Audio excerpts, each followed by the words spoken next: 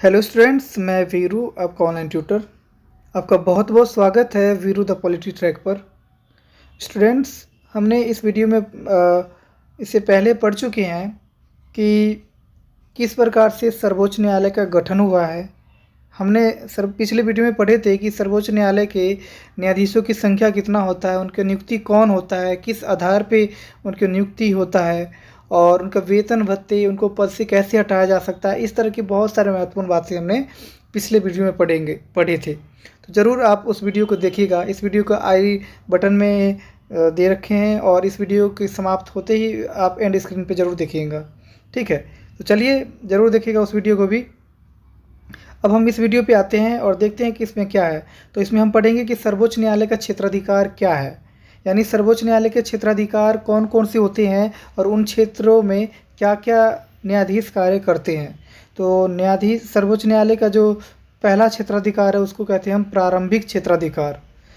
प्रारंभिक क्षेत्राधिकार की अगर बात करें तो इसमें सबसे पहला पॉइंट आता है कि जब दो राज्य सरकारों के बीच में या दो से अधिक राज्य सरकारों के बीच में किसी भी विषय को लेकर मतभेद उत्पन्न हो जाए तो ऐसे मतभेदों का सुलझाने का जो कार्य है वो सर्वोच्च न्यायालय का होता है।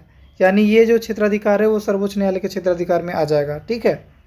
दूसरा है, जब केंद्र सरकार से जब किसी भी राज्य सरकार का मतभेद हो जाए, ठीक है, राज्य सरकारों का जब केंद्र सरकार से मतभेद हो जाए तो ऐसे में इन मतभेदों को सर्वोच्च न्यायालय ही सुलझाता है।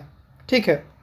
तीसरा पॉइंट है, जब राष्ट्रपति और उपराष्ट्रपति के बीच शक्तियों को लेकर मतभेद उत्पन्न हो जाए तो ऐसे मतभेदों को भी सर्वोच्च न्यायालय ही सुलझाता है।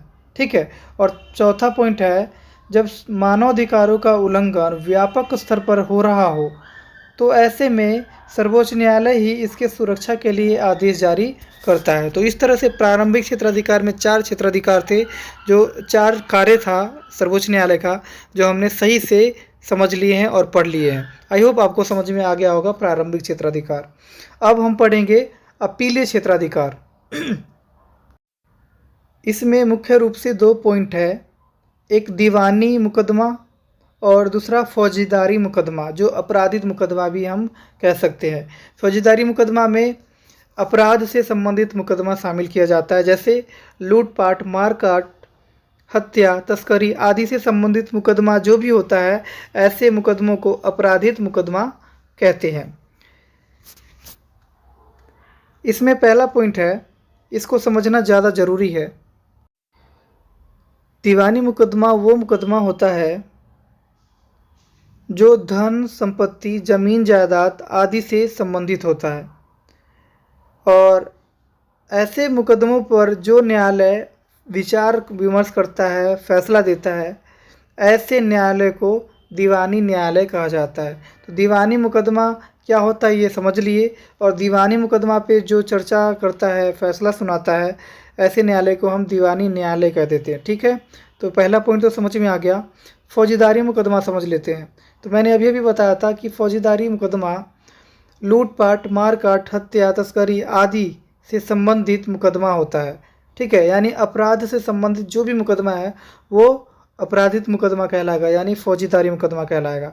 ठीक है।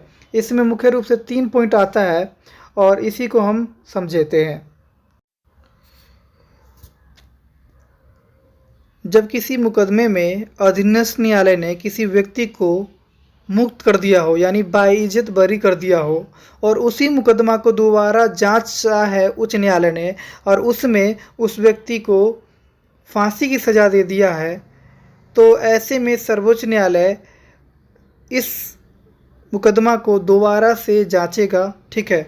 और अंतिम फैसला सर्वोच्च न्यायालय का ही होता है, जो भी फैसला सुनाएगा। ठीक है। तो ये ज़रूरी है, जो आपको समझना चाहिए ही चाहिए। एक बार मैं फिर से कहना चाहूँगा, जब किसी अधीनस्थ न्यायालय में किसी व्यक्ति को मुक्त कर दिया गया हो और उसी मुकदमा को दोबारा उच्च न्यायालय ने जांचा और उसमें मुक्त किए व्यक्ति को फांसी का सज़ा दे दिया गया, तो ऐसे में सर्वोच्च न्यायालय इस पर दोबारा से विचार करेगा कि ये जो फांसी जिस व्यक्ति को दिया गया है वो एक्चुअली में इनोसेंट है या फिर दोषी है। ठीक है। और जो भी उनके नज़र में आएगा, जो भी साबित होगा, वो फैसला सुनाएंगे, उनका अंतिम होगा फैसला। इसका दूसरा पॉइंट है, बी पॉइंट, किसी भी मुकदमा में उच्च न्यायालय ने जो फैसला सुनाया है उससे वह खुद असंतुष्ट है। यानी सर्वोच्च उच्च न्यायालय ने जो फैसला सुनाया ना, उससे वो खुद संतुष्ट नहीं है, उसे लगता है कि इसमें कुछ बारीकी है जिसे अभी भी देखना बाकी है। तो ऐसे में उच्च न्यायालय इस मुकदमा को दोबारा से जांचने के लिए सर्वोच्च न्यायालय से आग्रह करेगा, और ऐसे में सर्वोच्च न्यायालय ऐसे केस को, ऐसे मुकदमा को बारीकी से जांचने के लिए दोबारा से इस केस को ओपन करेगा और जांचेगा और फैसला सुनाएगा। इसका तीसरा पॉइंट है, देश का सबसे बड़ा न्यायालय सर्वोच्च न्यायालय होता है और वह देश के किसी भी न्यायालय से किसी भी मुकदमा को अपने पास मंगवा कर और उस पर जांच कर सकता है, फैसला सुना सकता है। तो इस तरह से फौजीदारी मुकदमा हमने सही से समझ लिए हैं। अब हमारा तीसरा जो क्षेत्राधिकार है वो है न्यायिक क्षेत्राधिकार, न्यायिक पुनरावलोकन क्षेत्राधिकार। ये हमारा टॉपिक है, पूरा यहाँ पे लिख नहीं पाया। न्यायिक पुनरावलोकन क्षेत्राधिकार। न्यायिक पुनरावलोकन क्षेत्राधिकार देश के उच्च न्यायालय और सर्वोच्च न्यायालय को प्राप्त है और इस अधिकार के द्वारा वह संविधान की रक्षा करता है तथा देश की किसी भी मुकदमा को दोबारा से विचार करने की क्षमता रखते हैं। तो ये न्यायिक क्षेत्राधिकार, न्यायिक पुनरावलोकन क्षेत्राधिकार में आ जाता है। न्यायिक पुनरावलोकन क्षेत्राधिकार की अगर बात करें तो इस पर 4 नंबर का स्पेशल अलग से क्वेश्चन बनता है, तो इस पर अलग से मैं टॉपिक समझा दूंगा। ठीक है, चलो हमारा जो चौथा जो क्षेत्राधिकार है वह है अभिलेख क्षेत्राधिकार। देश के उच्च और सर्वोच्च न्यायालय दोनों को ही अभिलेख न्यायालय कहा जाता है, दोनों ही अभिलेख न्यायालय हैं जिनके फैसले को लिखा जाता है और सुरक्षित भी रखा जाता है ताकि भविष्य में इसी तरह का कोई केस आए, मुकदमा आए, तो इन्हीं फैसलों के आधार पर उसमें भी फैसला सुनाया जा सके। तो अभिलेख न्यायालय देश के उच्च न्यायालय और सर्वोच्च न्यायालय को कहते हैं। पांचवा क्षेत्राधिकार है